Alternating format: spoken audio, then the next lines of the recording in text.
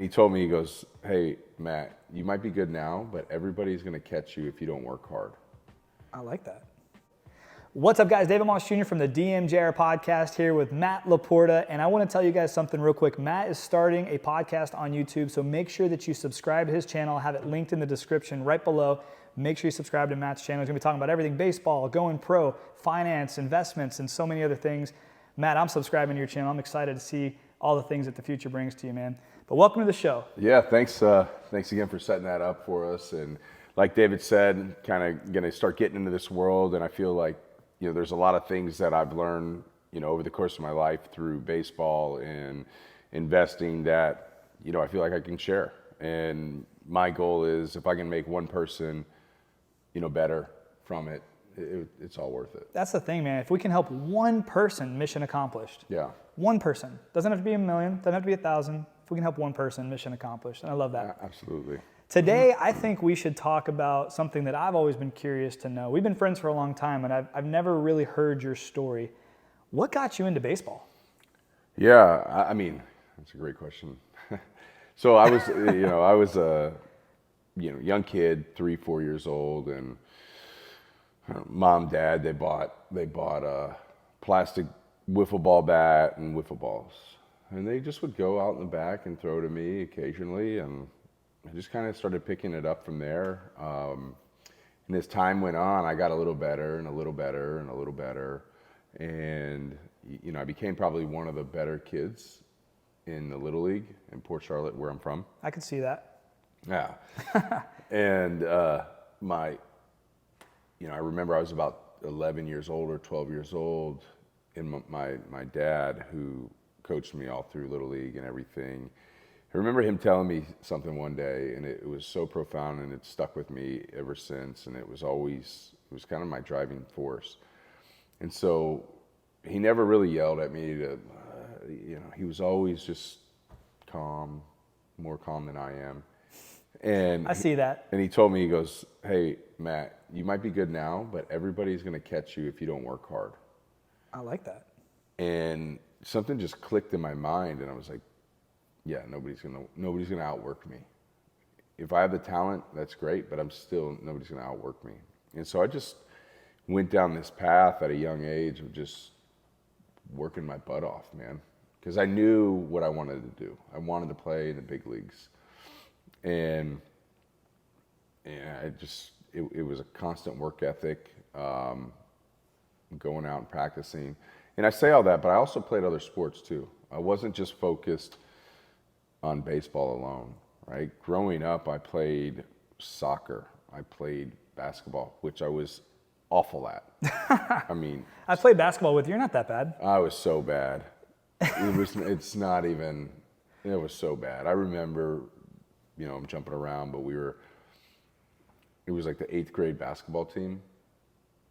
And if I didn't foul out of the game, like I might get a rebound and then have a breakaway and go do a layup, and I'd lay it up off the backboard and then go to the middle of the court.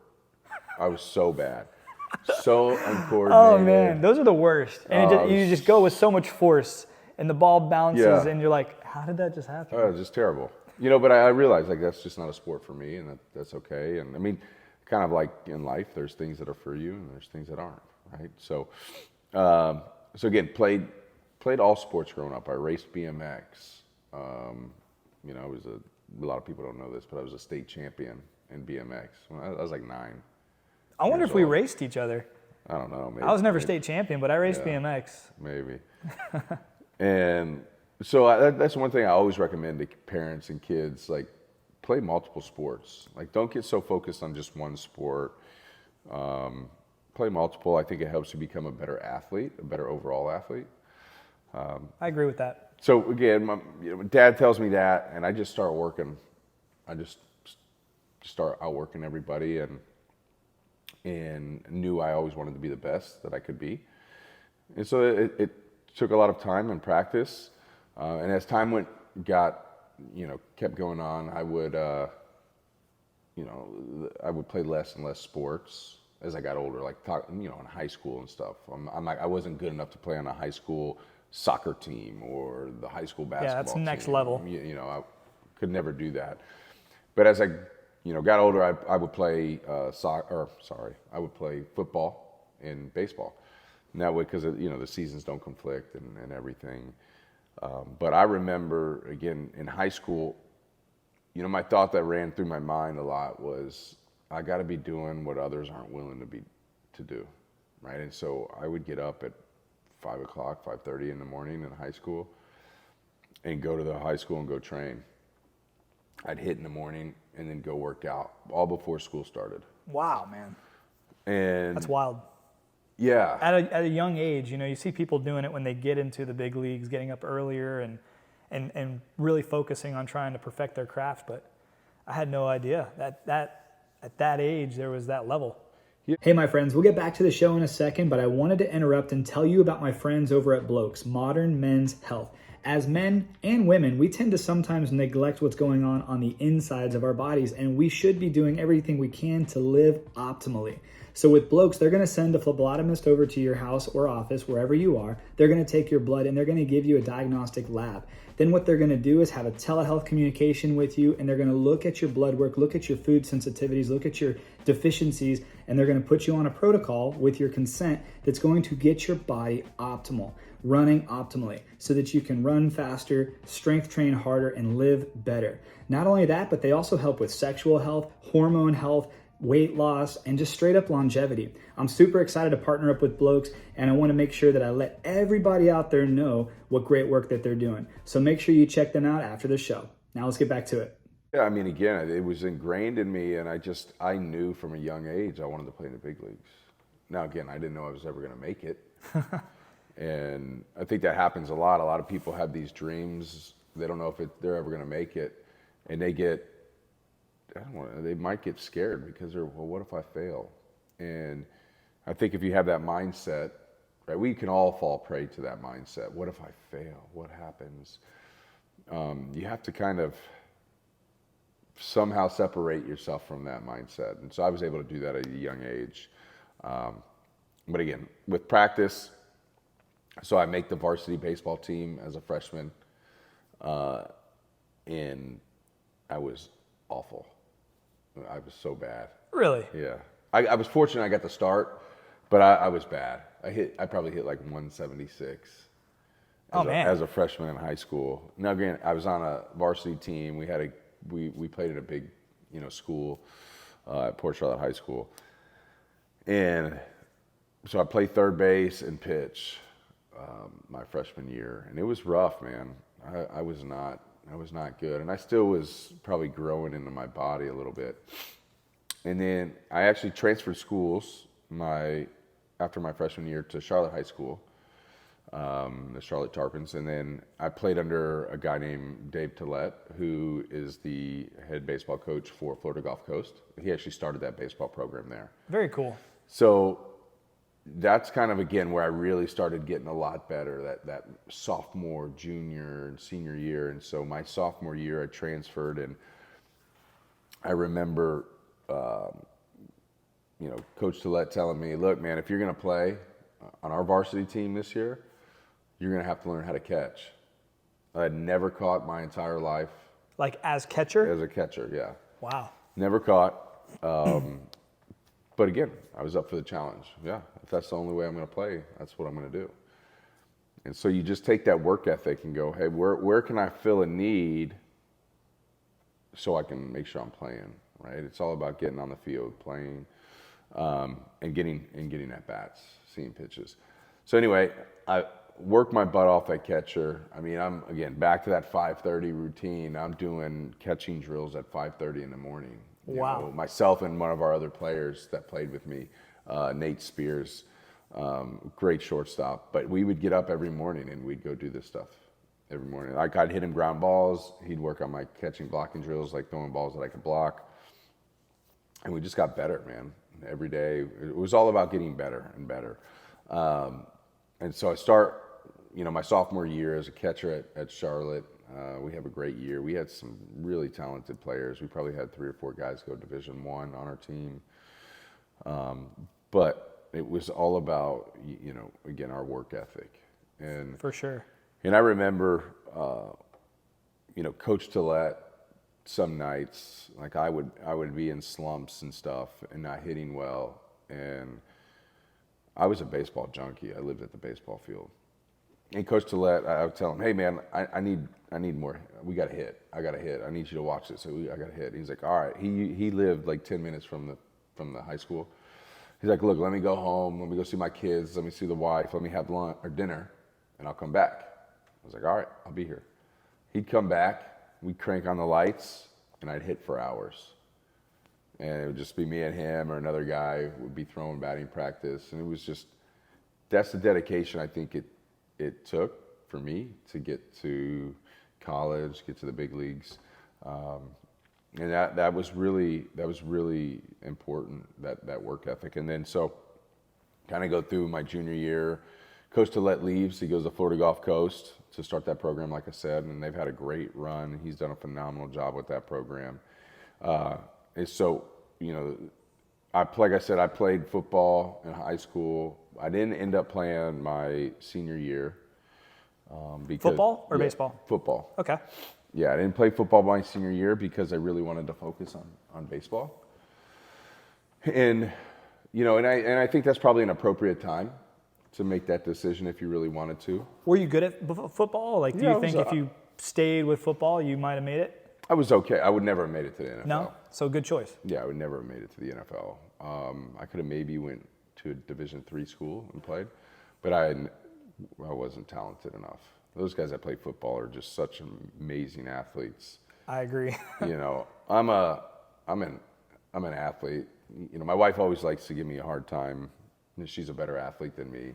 I'd agree with that. Which is probably true. It's probably true. Who holds more records at Florida?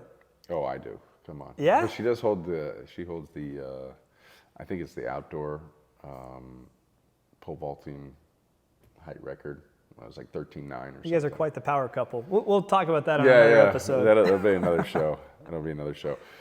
And so, yeah, so again, in high school, it was just about working hard and making sure that I did well enough in school to prepare myself if college was the route that I wanted to go, or if playing professional was the route I wanted to go. But I allowed myself to have options, right? I think it's important to have those options. And so back to the kind of the work ethic thing, getting up in the morning was part of it. I didn't go out in high school. I didn't drink. I didn't do anything else. I was so focused on baseball.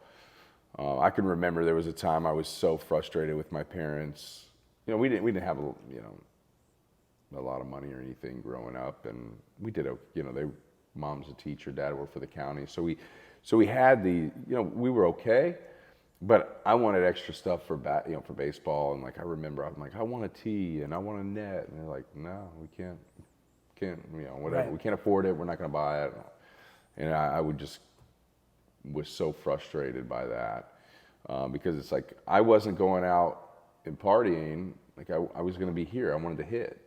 And so, but anyway, that was just one thing, and I just that's what drove me, is just being the best hitter that I could be. And I would always watch videos, like YouTube clips of Manny Ramirez or Albert Pujols, guys that kind of were, my similar body type, and hit, from the right side. So that's one thing I'd always recommend hitters is find somebody that you can maybe emulate that's already in the big leagues, that's already doing it, and just kind of watch them, watch their mannerisms, watch how they play the game, watch how they hit, right? That's great advice. Yeah, I think that's really important, because you can kind of see what they're doing and you go, okay, let me take a piece of that, let me take a piece of this, and let me start working on it. And make it your own. That's right. That's how we figure out our style, right? We see people that either are attractive or that are doing things the way we envision our future, and then we just take pieces of all that and make it our own. Yeah. So that's what I did, and then you get through, and you got your senior year coming up, and you're all excited. You got a chance to get drafted. And growing up as a kid, the Chicago Cubs were our favorite team. My dad's side of the family's from Chicago, and so they were our favorite team. And we just, as a matter of fact, I just got back from Chicago. Yeah. But anyway, so senior year comes, and I think that I'm going to get, put all this work and effort in, and I've already committed to go to University of Florida. But as a lot of kids, like I'm excited to get drafted. I hope I get drafted, in the top 5 rounds or something. And that's what was told to me by scouts, which that's another thing. Like, the scouts kind of, in some ways, tell you what you want to hear, but also they unfortunately they really have no control over it. For right? sure, They don't have control over what round, what pick you're going to be picked. At least in my opinion. I'm sure there's a lot of conversations leading all the way up to that phone call. That's right. It changed quickly. That's right. And so the senior year comes, the draft comes. I end up getting drafted much later than I thought. I end up getting drafted in the 14th round, which devastated me. Really? It was really challenging. When you think you're going to be a top 5 rounder and you're going to make some money and you're going to go play pro ball and you're not going to go to school and that was your focus, it was really hard. Yeah, I bet. Really hard to deal with.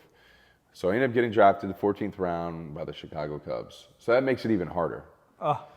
Right? And so I have this decision to make. Man, do I go start my professional journey with my favorite team in the world, right? Or do I go to college? And it was a hard process, man. Because this all happened as a senior out of high school. That's right. So you didn't step foot into college yet. No. Cool. So this was, this was a process. It was tough. Really, I was questioning a lot of things, just about baseball and about life. I was like, why? Why is this happening? But ultimately, I went back to, again, my high school baseball coach, or Dave Tillett, and I said, man, what do you think? What are your thoughts? And he said, look, if you can't get better in college and make more money and move up in the draft after 3 years of college, you were never going to make it to the big leagues anyway. And that was some profound advice that I received at that time in my life, because it was so true. If I can't get better at one of the best D1 schools in America, the best facilities, the best nutrition, am I going to make it to the big leagues? And so I took that advice, and I ended up going to college. I went to the University of Florida, the Gators, and that was an incredible experience. And I think, and I'll share that in future episodes of that experience, because there were some highs and there's some lows. So if you enjoyed this one and you enjoyed this conversation, tune into the next one when I talk about, my college time. I'm looking forward to that. Man, this is a cliffhanger if I've ever heard one, because I know some of the stories of your college, and I'm excited to unravel some of that. Yeah, because there's some serious highs and lows in there. I'm sure. And I think there's a lot of college kids, there's a lot of high school kids that I think some of the information that I'll share is going to be really valuable to them. It's just being able to resonate like with somebody else that is going through the struggle, right? Like I've struggled.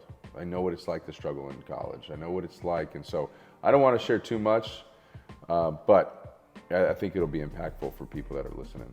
Well, I'm excited to be a part of that, brother. Man, this is awesome. Yeah. If you like this episode, guys, if this is something that interests you, please make sure to subscribe to Matt's channel and to the DM Jr. podcast, where we're going to be talking more about baseball and a lot of other really cool topics. Because if there's one thing I know, Matt, it's we see eye to eye on a lot of things, and it's exciting to have these conversations with you. Yeah, I'm excited. This is great. I love sharing, again, just the little things that I've learned over my time, and especially talking about baseball. Absolutely, man. All right. We'll see you guys on the next episode. Have a great day, and God bless.